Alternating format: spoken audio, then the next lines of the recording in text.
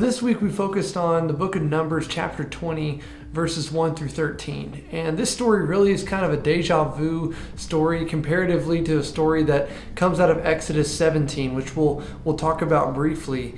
But we catch the Israelites where they're at the very end of their 40-year journey of walking in the wilderness and wandering in the wilderness. Really about year 37 is where this story takes place.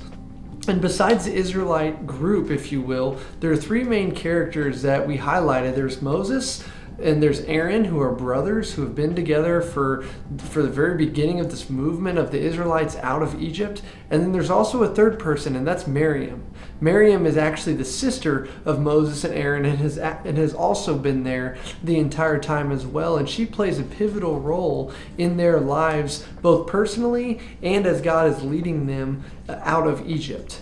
But the thing about this passage is that in verse 1 it says that Miriam dies. We don't know how she died, but we know that she does die. And this is a pivotal moment because now Moses and Aaron, who are already tired and weary from this journey that they're leading this nation of Israel on, now you throw their grief of losing their sister on top of it.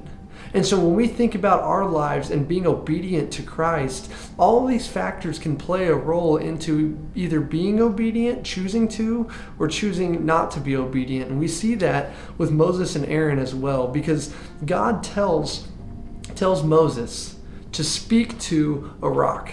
Right, to speak to a rock to be able to get water out of it so the Israelites can have water for themselves and for their livestock. Very similar to Exodus 17, where he says to hit the rock with the staff that God has given him. It's the exact same outcome, it's the exact same request, except for the fact that this time God instructs Moses to speak to the rock, not to tap it with his staff. Well, Moses chooses now to kind of take matters into his own hands. He lashes out at the Israelites, calls them rebels, and took all the attention of what was about to happen onto he and Aaron as opposed to glorifying God in it.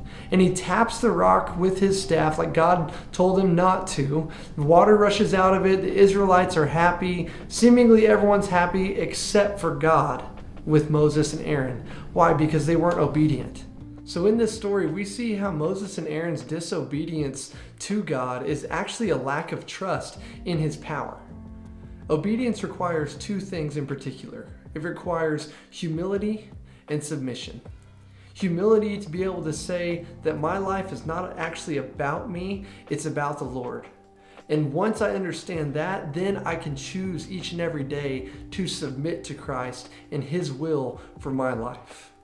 And our obedience to God is really our greatest expression of love to him. Obedience is God's love language, where we can say, Lord, I love you. But when we show him that we are following where he is leading and how he was calling, that's one of our ultimate expressions of love to him. And every season of life that you and I have the opportunity to walk through also comes with a new opportunity to be obedient to Christ as he is leading. And so a couple questions to think about this week and moving forward. Can you first think of a time in your life when you were disobedient to God? And then what did you learn from that experience? Second, in what way is God calling you right now to be obedient to him?